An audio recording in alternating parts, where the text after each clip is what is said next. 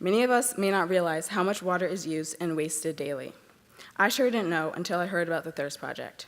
Today, we are joined by two Thirst Project road warriors, Rob and Darcy.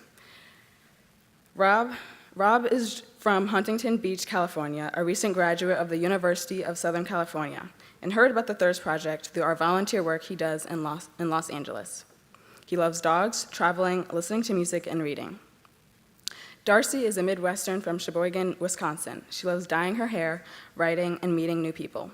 She just graduated from the University of Wisconsin-Madison with a degree in business, economics, and environmental studies, and her favorite part about tour is working with students just like all of you. Please help me in welcoming Rob and Darcy. Hello, everyone. Can you all hear me? Can you all hear me? Perfect. My name is Darcy, like Sydney said. I'm Rob. I'm 22 years old. I'm from Sheboygan, Wisconsin, so we travel a long way to get here. Today we want to tell you a little bit about ourselves and then a whole lot about the water crisis. And then hopefully, if we don't suck, get you all to join in on what's going on at your school. And so the way I got involved with this organization specifically is I started traveling across the world, and I ended up on a mission trip in Ecuador, and I actually got to see the impact of this crisis firsthand. And my passion started with the environment, so I studied environmental studies at college, and there I learned that the environmental problem was actually a human problem. I learned that most people want to help save our planet, but sometimes they can't because they don't even have the resources to take care of themselves. In fact, 663 million people on our planet lack access to safe drinking water. So we're going to illustrate what that is to you today and show you this video.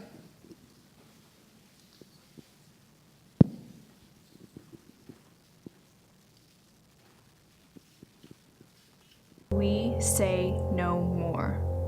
This ends now. Today, we are formally declaring war on the water crisis.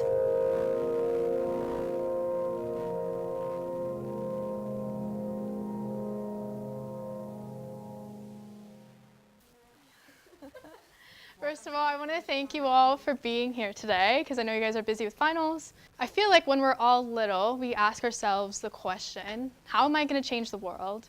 And I always thought that mine was going to be saving lives. And I always thought that the only way to do that was like becoming a doctor. Like that's the first thing I think of. Or like My name is Christina Guzman, and I didn't always give speeches like this. In fact, the first time I heard about Thirst Project, I was the one sitting in the chair. When I was 16 years old, a couple of speakers came to my school to talk to us about the water crisis. I listened to story after story of people who didn't have access to something I took for granted every day: safe, clean drinking water. I had to do something, so I created a local Thirst Project club at my school, and over the next year, we started fundraising like crazy. We designed and sold a t-shirt. We held a walk for water carrying full jerry cans 3 miles down the Vegas Strip. We held a contest where I got pied in the face. And we got a couple teachers to do it too. I was so obsessed. I even decaled the link to our fundraising page onto my car. And after 9 months of making posters, writing speeches, and begging neighbors for $1 more, we had raised enough money to fund a well in Swaziland. And if I'd stopped there, it would have still been one of the proudest achievements of my life. But when Thirst Project asked me to go to Swaziland to actually see the impact of the well we'd funded, I knew I had to do it. So I made arguably one of the crazier decisions of my life, packed my bags, and booked a plane ticket to Swaziland.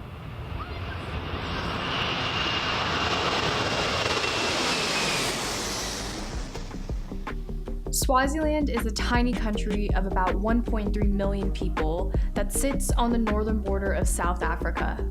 It's home to a lot of wildlife reserves and has a rich culture, but it's unfortunately best known as the country with the single highest HIV/AIDS rate in the world.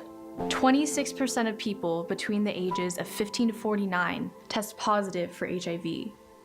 This is a big reason why Thirst Project concentrates its efforts here. Water plays a huge role in effectively treating and managing HIV/AIDS, because even if you have access to great medical treatment or health clinics, but still drink from contaminated water sources, your immune system is already so compromised that the diseases in the water you drink will often kill you faster than your AIDS will. Once I landed in Swaziland, I was met by the Thirst Project country director, Sibusiso Shiba. He's the sweetest man in the world, also super goofy. It is nice to be here. See that? That's a mountain. See that? Those are homesteads. Oh, it is nice to be here. Sing it with me, please. Sibu took me to see a couple different water sources that communities were drinking from. This was the first time I saw water that was visibly contaminated. Christian, right here we were standing. It is an earth dam that serves the entire Timbutini community. The reason why the water is So brown. it is because all sorts of dirty things are brought here. The rainwater flows from all directions, even from the homesteads. It carries a lot of dirty things. It could be human waste, animal waste. All those remains, they may come here. As we were standing here, we have seen some animals coming to drink here. Like cattle? Yes, the cattle.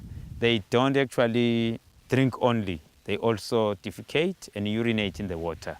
There's literally poop like everywhere. Exactly. Like yeah. right there. Oh, yes. Like right there. Yeah.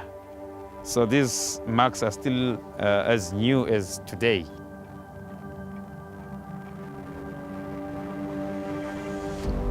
Oftentimes, people are forced to collect water from contaminated streams, mud puddles, rivers, or earth dams. Drought has made it almost impossible to collect water. And as a result, people find themselves drinking water that you and I would never even step in, let alone drink. People have to rely on open, unprotected water sources shared with animals to meet their daily needs. The impact of this can be devastating. The well we funded was in the small, rural community of Mgamude. It wasn't scheduled to be finished until the end of the week, so until then, I wanted to meet some of the people in the community who were living through the water crisis. Just call you happiness? Happiness. Happiness. Because they bring a happiness to my family when I come back.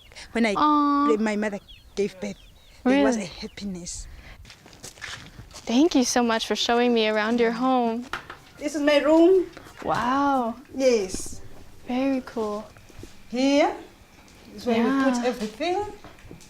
Can I see what you have? You can see are this those is sweet yams? potato. Yams. Sweet potato. Sweet potato. Yes. Those are my favorite. So how do you open this? You can open it. From the side? Do you grow anything? We don't because of the shortage of water. Oh, right, because the Yes, drought. we usually grow spinach, lettuce, carrot. But because of the shortage of water, we just stop. Yes, because we are no longer get water where we can get water. Right. Yes. You can't not smile when you're with Happiness. She's amazing. But as we walked around her house and talked about how much of her daily life revolved around water, it was kind of crazy. So how long have you had the toilet? The toilet. It's 1 year. Where's your old toilet before you got this? What toilet? The forest. Oh, the forest. Yes. Okay. Did you ever get sick from going like open? Some they get sick. So Because it's open. yes, Yeah. yes, the flies. This practice of open defecation is common in rural communities in the developing world. Lack of access to pit latrines or toilets allows diseases to spread easily through a community and causes huge health problems. I buy them. Wow, you have a lot. Yeah. I buy them because I use them. Let me show you how to carry it. Yes, please. Okay, I can take this one. You have to fasten it. And then you take it and you place it here. Because to gain balance. And then you take it. You gain balance. On your head. Yes. I'm gonna put one on. You gonna help me? Eh, Okay, I'm gonna do this one. So yes. put it like this. You just put it in your shoulder. Like this? Yes. Like this? Yeah. Oh, that's hard to walk. You just walk. Just keep going. Yes. Keep going. You can talk. You can dance.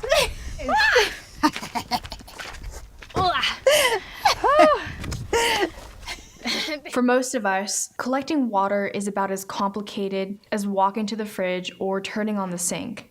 But if you were born in Happiness's village, you'd have to carry a container that weighs almost 45 pounds when full, nearly 4 miles round trip. Women, or more often children, are tasked with transporting water, which can take anywhere from 6 to 8 hours each day. This means that many kids can't go to school or get an education, and women can't get jobs to provide for their families. Instead, they're left to collect and haul a few gallons of dirty, contaminated water. But the cost of these daily trips isn't just measured in time. The weight, the distance, the heat can all cause serious medical conditions like spontaneous miscarriages or spinal and pelvic deformities, all a result of collecting and carrying water. Just next door to Happiness lives a young girl named Spapile. She's 17 years old, likes to play soccer, and really likes this one Beyonce song. When Jesus say yes, nobody can say no. Can't see my mommy. She's also responsible for collecting water for her family. She let me join her on her daily walk. How long does it take for you to walk for the water? 4 hours. 4 hours? Yeah. Like Yeah. this, and when I feel like I'm tired, I put it down and rest and take it again and walk Yeah. to home.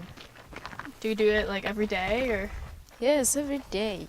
Sometimes I can't study because of I have to go to the river. Oh, Get yeah, wet. yeah. I can't imagine missing school just because I had to collect water. When we finally arrived at the water source, it wasn't the river I'd expected. Really, it was just a small hole in the ground.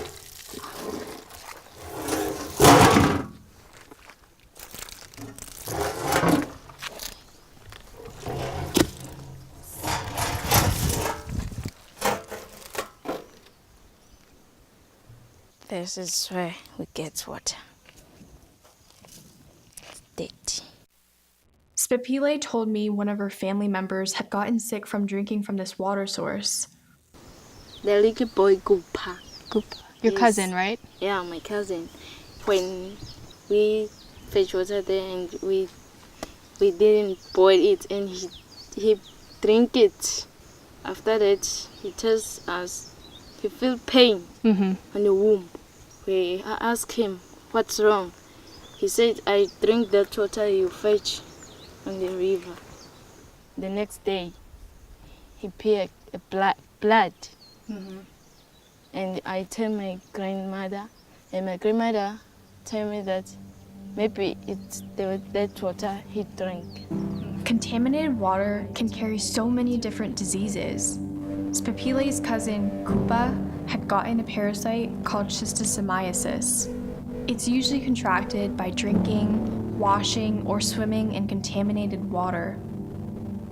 Schistosomiasis creates open sores all over your body and causes you to urinate blood.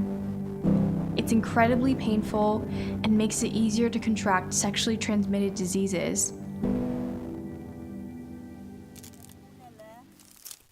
Back in Mgumude, Spapile's grandmother offered to show me the process that she uses to try to purify their water. In Swaziland, grandmothers are called gokos. Now we are taking it to the fire.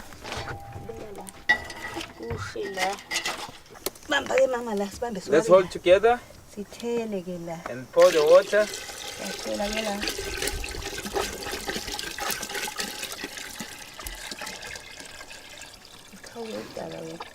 A lot of people think that boiling or filtering water is a solution to this crisis.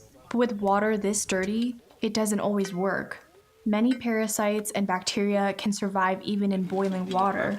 angcolile angeke size siwaphuze manje cha angakakhula thatha isikhathi eside sisasa For Coco and the people of Mgamude, they don't really have a choice, so they still drink this dirty water. Sibu and I went to the local health clinic that serves the community of Mgamude, and I had a chance to sit down with a local nurse to learn more about the impact of waterborne diseases on health and sanitation. What are the most common waterborne diseases that you see in the clinic? Cholera cases, any diarrheal diseases, typhoid, and blood diarrhea. Are people dying from diarrhea? Is it dangerous? They usually exhausted the body fluids. Diarrhea affects the body fluids, and the patient eventually dies. But It's kind of hard to believe, but diarrhea actually kills more children every year than AIDS and malaria combined. In fact, millions of people every year must be treated for easily preventable diseases like diarrhea, dysentery, or cholera. when they drink contaminated water, chances of getting cholera they are very high. It is very dangerous. It drains the body fluids. So once the body system is disturbed, the patient dies. Cholera affects an estimated 3 to 5 million people worldwide. And during an outbreak, death tolls can skyrocket. With no access to safe, clean water, the community of Mgamude was especially vulnerable to cholera. I suffered from cholera, but I don't know what it was cholera. In the midnight, I feel like I should go and to vomit. Mm-hmm. And I vomit, then I came back to sleep. After that, and I should come again to vomit. I should run to the toilet. There is a running stomach, you see. And then I call my auntie. They come and they call a for hire to take me to the Matanjane hospital. Mm-hmm. Is where they found that I suffered from cholera. And they tell me what cholera is caused by dirty water. That's I'm thinking. I say we fetch water, but it's not clean. Mm-hmm. It's dirty. It's dirty. But we try to make it clean, but it's because it's dirty. And sometimes we have not the agent to clean the water. Mm-hmm. We sometimes drink like that. Did you have to stay in the hospital? I stayed 2 days. Then 2 days. They released me. Mm-hmm. Yes. And but when I came back home, I sleep under that tree. Under the tree? Yes. Why'd you do that? I have no energy. I have no energy to get back. I want fresh air. Mm-hmm. Yes. No, because I feel cold. I have that fever. I don't know what I should say about that disease, because it's very, very serious. Very serious. You can die if you take it easy. Do you know anyone else in Mgamude that had cholera too? It's my little sister. She died.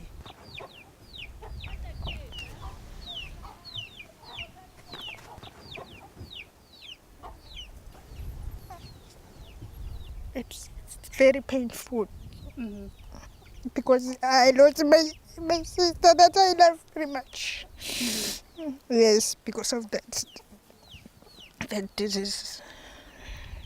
It started him late noon, but we take it easy that maybe it's something that he will pass. Mm-hmm. Yes. I'm so sorry. But when he eventually reached to the hospital, she already died. Mm-hmm. Yes.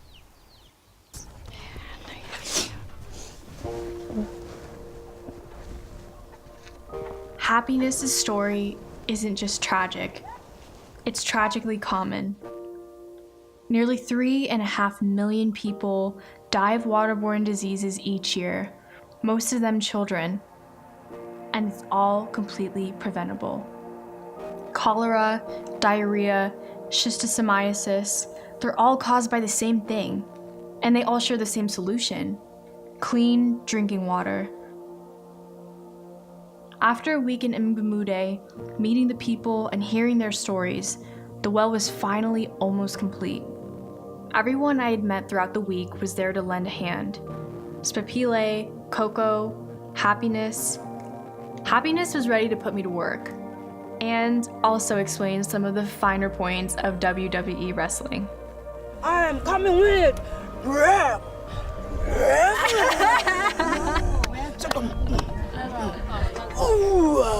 Show me. Oh.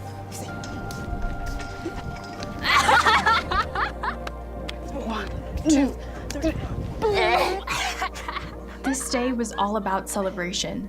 The community prepared a meal for us and they gave me my first experience eating goat. It was actually really good. It was a party, complete with singing and dancing. But the highlight for me was Coco. Hey, grandma says the water is life.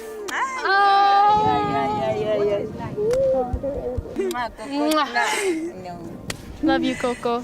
Uthe turns. Ngithanda nami ngithanda kakhulu. Also life here. Umnandi. He says it is nice to have water because water is life. Life. Without How do I say water, there is no life. Without water, there is no life. Yes. How is this going to change your life, happiness? Completely.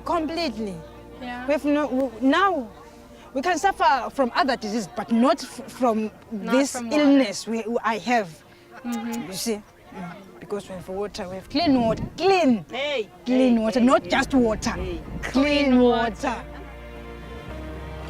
Finally, it was time. The finishing touches were added and the well was complete. Yes! One of the community leaders asked if I wanted to pump it.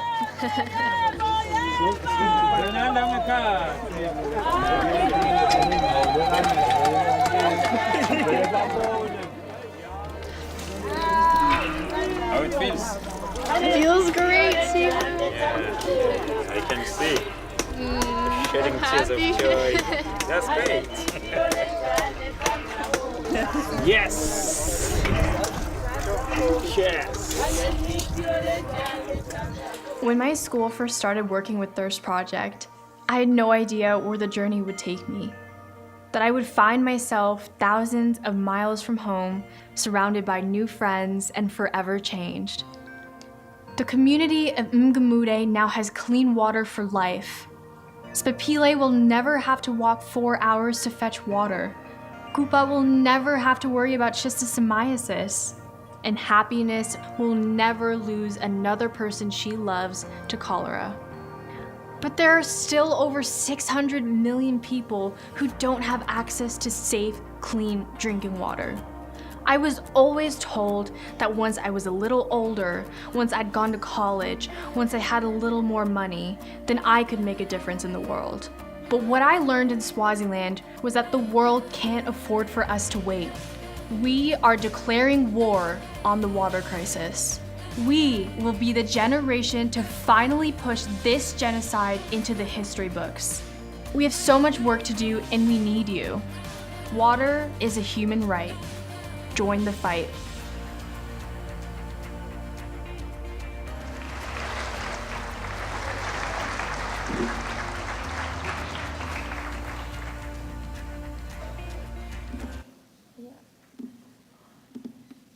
Okay, so I hope that was moving for everyone, and I hope that video was able to illustrate what the water crisis means.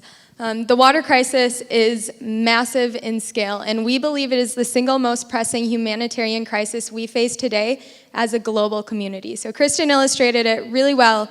It's not just about drinking that dirty water, but collecting with dirty water and washing with dirty water. It's about the impact of not having clean water.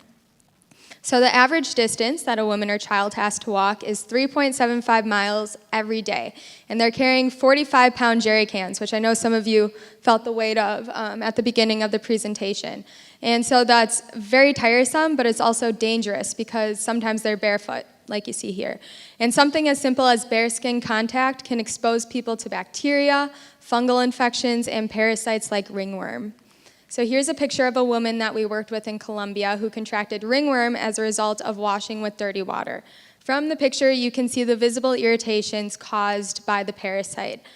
We don't think about it too often in North America because it doesn't really affect us, but each and every one of us has a tiny bit of staph and chlamydia that we produce.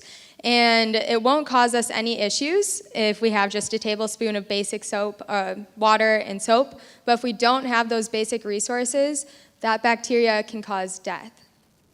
But one freshwater well can mean the difference between having access to water like this and having access to water like this.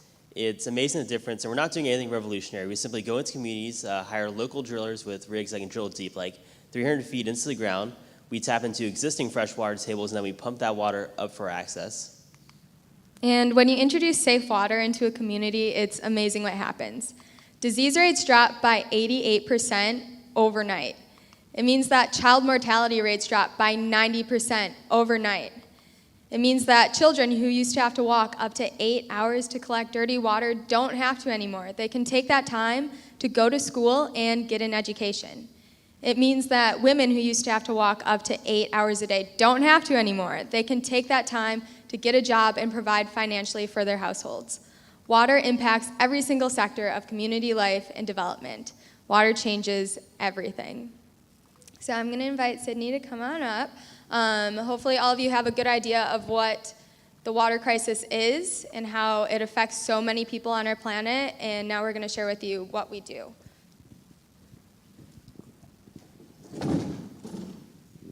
So after watching that video, what makes the Thirst Project unique compared to other water organizations? So there's a couple things that make us unique as an organization. For one, we're the only youth-activated water organization, so we're the only water org that, like, our entire funding base comes from students and our entire activism comes from students. And also, I would say we're way more successful than other organizations. Like a lot of other NGOs that do this kind of work, their wells will fail within 60% of their wells will fail within the first 5 years, whereas we have had 6 total failures out of like 2,500 water projects. So we're more successful and we're youth-based. Can you tell me how the Thirst Project got started? So it started in 2008 when a group of 18 and 19-year-old college students heard about the water crisis and decided to take action. So they gathered up all the money they had, which was about $70, and then they went to Hollywood Boulevard and started talking to people about the crisis. At the end of the day, people actually gave back for some of the water that they took, and it turned $70 into $1,700. And then a few local schools invited them to speak about the water crisis. Those schools did fundraisers, raising over $12,000, which they gave to us to build wells. And that's how we were started. So what did you do? What do you do? What motivates you to be a part of the Thirst Project? Just in the knowledge that I'm making a positive impact, and the fact that water really just impacts every single sector of community life and development, and that when you bring fresh water to community, everything just changes. So in the video, it specifically talked about Swaziland and Africa. What can we do to affect our communities in the U.S., such as Flint, Michigan, or Appalachia? So something that you can do is just, in America, use less water. So the average American uses 150 gallons of water. Just reduce that, and that can make a really big impact. It can really add up. And then what was the second part of the question? How can we affect our communities, such as Flint, Michigan? So you can, I'm sure there's other water organizations that you can donate to as well, or you can just research on it. I know there has been a big plan to help the water that's going on in Flint, Michigan.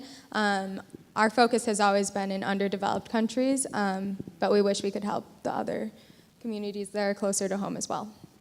So a question for you, did you do similar community service in high school? Yeah, so I was part of my Key Club. I was just a member, and then in college, I was actually vice president of events for a service fraternity. It was co-ed. And then I also have volunteered for numerous nonprofits. I don't know if you want to share it. Yeah, sure. Yeah, so another work that I've done is back in LA, I worked with an organization that fed the homeless, and it was actually through a friend that I met there that I got involved with the organization. So in the video, you have built a well. How long does it usually take for a well to be built in a community?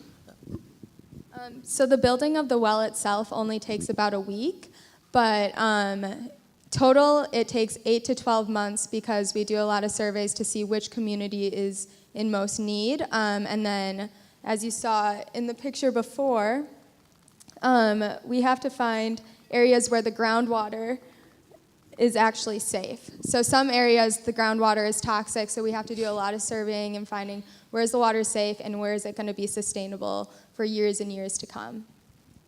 So with donations, how much of the money goes directly towards building wells for communities? We're somewhat unique as an organization where 100% of all donations do go directly to funding water projects. And the way we do that is we have a separate group of people called our board. And there are 16 amazing people who pay lots and lots of money to pay for things like office space, salary, travel. The program sends Darcy and I across the U.S. And they pay for all that to make sure that all donations do go directly to funding water projects. How many water projects has the Thirst Project created so far? Over 2,600 in 13 different countries. And how big is Thirst Project? So Thirst Project has talked to over 500,000 students directly in person, but our reach is in the millions with our social media and some of our influencers that has also taken on Thirst Project. What influencers have taken on Thirst Project? Well, we get support from Cameron Boyce. We'll show you a picture here. Ansel Elgort, Dacre Montgomery, Nash Greer, Jennifer Garner, Dylan O'Brien, cast from movies like Power Rangers, Maze Runner, and Twilight, and cast from shows like Glee, The Office, and Stranger Things. But we have a lot of celebrities that have taken on the Thirst Project and helped us to end the water crisis. So what are some ways students can get involved with the Thirst Project? So there's actually a Thirst Project Club here at your school. All of you are welcome to join. I know they're going to be doing some amazing things. You can talk to Sydney. Otherwise, you can go online if you just want to do like a one-time donation. I'd encourage you to donate to fundraisers here, but you can also donate online. You can see what else that Thirst Project is doing. You can follow us on social medias. We're on Instagram, Facebook, Twitter, Snapchat. It's just at Thirst Project. And you guys said before that you guys are called Road Warriors. What does that mean exactly? So basically, we're part of a program that sends like 18 to 23-year-olds across the U.S. So it's a 14-week program. There's 3 weeks in L.A. Just with training and everything. And then for 10 weeks, we're traveling across the U.S. So there's 4 teams of 2. Darcy and I are taking on the Northeast. There's a team in the South, a team in the Midwest, things like that. And then for 10 weeks, we just travel around our specific area and then talk to students and then help them with fundraising. Are there any questions from the audience you guys want to ask Rob and Darcy?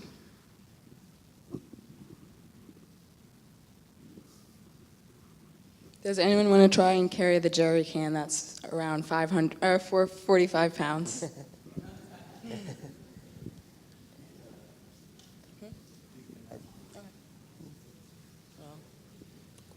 Thank you guys for coming and educating us about the water crisis, and that's it. Awesome. Thank you so much.